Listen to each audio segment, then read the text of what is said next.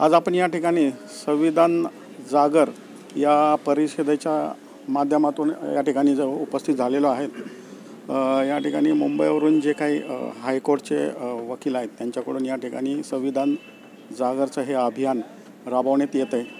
तर आज आपण त्यांच्याकडून जाणूया की भारताला स्वातंत्र्य होऊन आणि संविधान लागून इतके वर्ष झाले तरी या संविधान जागरची आपल्याला आवश्यकता भासते।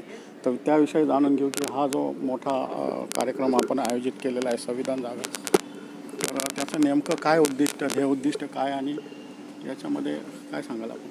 बघा, संविधान जागर हा जो एक मुद्दा आहे, जसं मी माझ्या 2 शब्दांमध्ये बोललो की ही फक्त आजच्या काळाची गरज नाही पण येणाऱ्या काळाची पण गरज आहे आणि सतत या जागरची गरज आपल्याला लागणार आहे, भासणार आहे।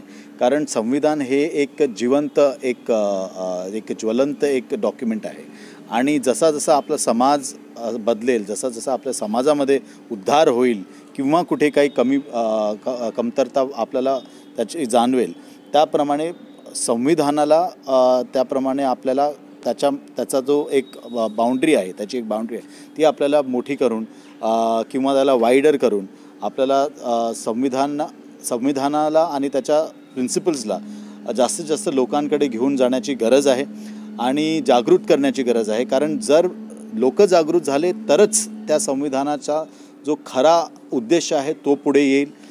प्रत्येक एक नागरिक जर आपल्या स्वतःच्या हक्कासाठी लढला, जागृत झाला तर मगच त्या संविधानाचा जो खरा उद्देश आहे तो पुढे येईल।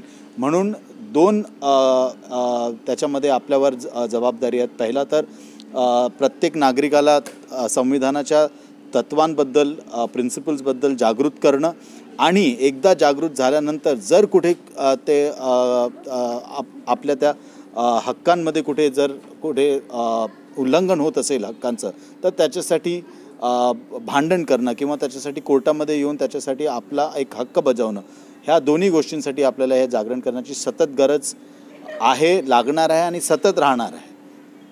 अजून एक त्याच्यामध्ये मुद्दा आहे की संविधान आणि त्याच्यामधले जे तत्त्व आहेत ते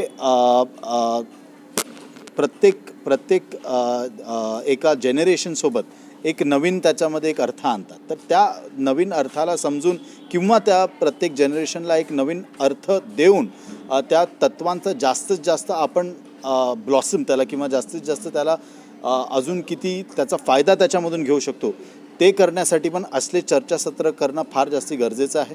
कारण चर्चेमधूनच नवीन आयडियाज येतील, संविधानाच्या नवीन आयडियाज समजतील, कळतील। आपल्या ज्या सोसायटी आणि मॅनकाइंडचे जे नवीन आयडियाज इंटरनेट किंवा टेक्नॉलॉजीच्या थ्रू येत आहेत ते आपल्याला समजतील आणि ते समजून मग त्याला कुठेतरी आपल्याला संविधानामध्ये किंवा संविधानाच्या माध्यमातून त्याला कायद्याचा आधार देण्याचा जो एक प्रयत्न आपल्याला करावा लागणार आहे। त्यासाठी अशा त्या जागरणाची गरज सतत राहणार आहे। आपण बघतो की आपल्या पूर्ण भारतामध्ये इंजिनियर आहेत, डॉक्टर आहेत, मोठमोठे खूप शिक्षण घेणारे लोक आहेत या भारतामध्ये। असं असूनसुद्धा संविधानाबद्दल अतिशय जागरूकता नाही आहे।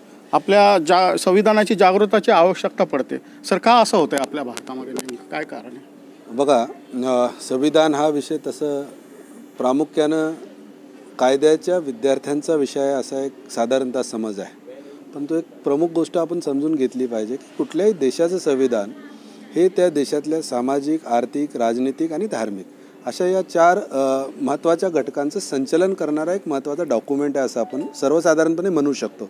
आणि मग भारतातल्या सगळ्या नागरिकांच्या सामाजिक, आर्थिक, राजनीतिक, न्यायिक या सगळ्या गोष्टींचं जर संचलन करणारा हा डॉक्युमेंट आहे तर अर्थात तो देशातील सर्व नागरिकांना समजणं गरजेचं आहे। निदान त्याचे जे विशेष मूल्य आहेत किंवा ज्याचे जे प्रमुख घटक आहेत, बाबी आहेत, त्याची वैशिष्ट्य आहेत ती तरी निदान कमीत कमी त्याची निदान तोंडओळख तरी नागरिकांना देशातल्या असणं खूप गरजेचं आहे।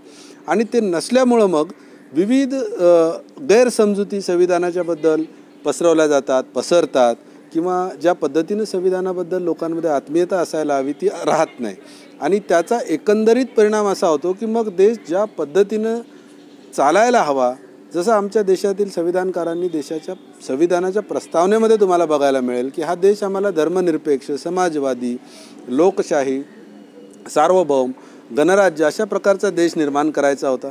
त्या बाबतीत आम्ही कुठवर पोचलो याचं कुठलेही ॲनालिसिस आम्ही त्याच्या अभावी करू शकत नाही.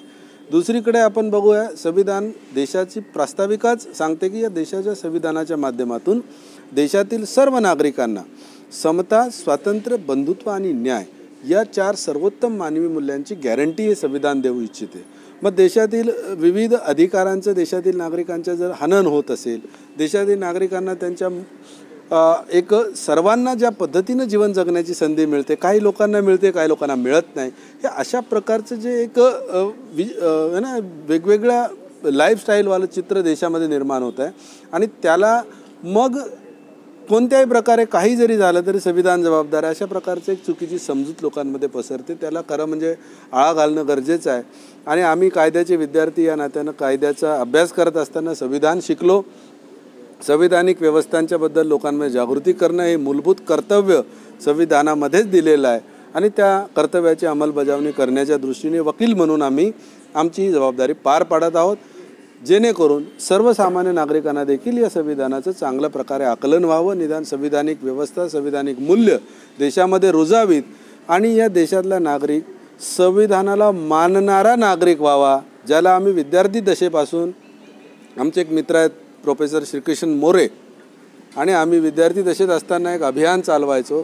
जसं आपण ज्या माणसाच्या संवेदना जागृत आहेत त्याला संवेदनशील म्हणतो ना, त्याप्रमाणे त्या धर्तीवर आम्ही संविधानशील, देशाचा नागरिक संविधानशील कसा होईल यासाठी प्रयत्न करणारे एक अभियान आम्ही विद्यार्थी दशेपासून चालवतो.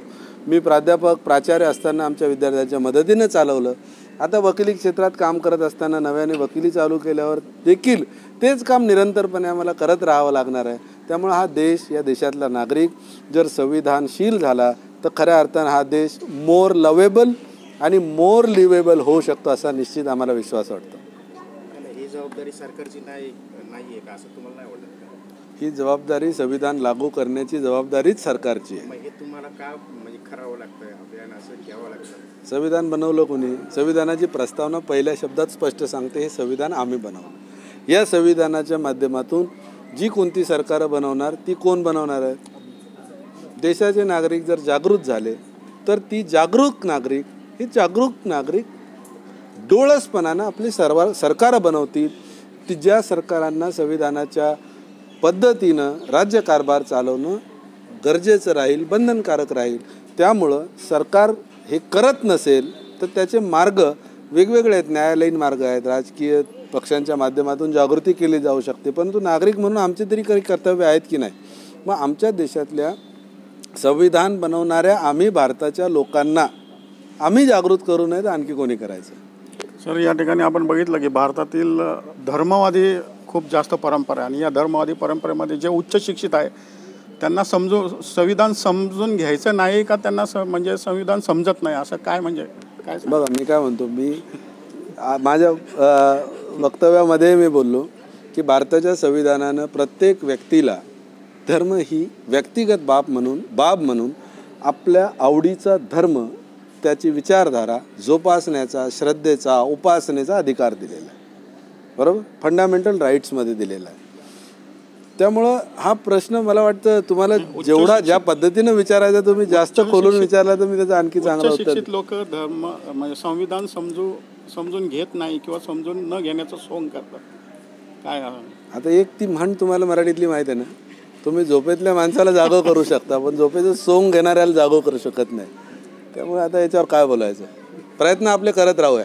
Yes, thank you. या कार्यक्रमाचे जे आयोजक आहेत ते सगळे आमचे वकील मित्र, आमचे वकील बंधू भगिनी हे सगळेजण आहेत. तर याच्यामध्ये मी माझ्या प्रस्तावनेमध्ये देखील सांगितलं की कुठल्याही महापुरुषाचा जो मृत्यू आहे हा मृत्यू दोनदा होतो.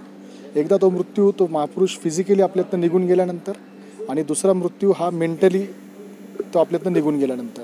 तर ह्या देशातली एक व्यवस्था आहे, ती व्यवस्था हे जे संविधान आहे हे संविधान डाऊन ट्रोडन करू इच्छित नाही किंवा हे संविधान जे आहे त्याचं इम्प्लिमेंटेशन करू देत नाही.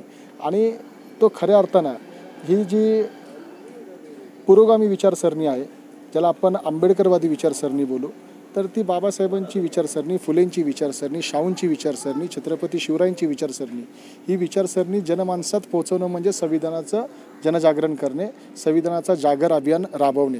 तर ही महापुरुषांची विचारधारा समाजातल्या शेवटच्या घटकापर्यंत पोचावी या उद्देशाने आजचा कार्यक्रम आयोजित केला होता.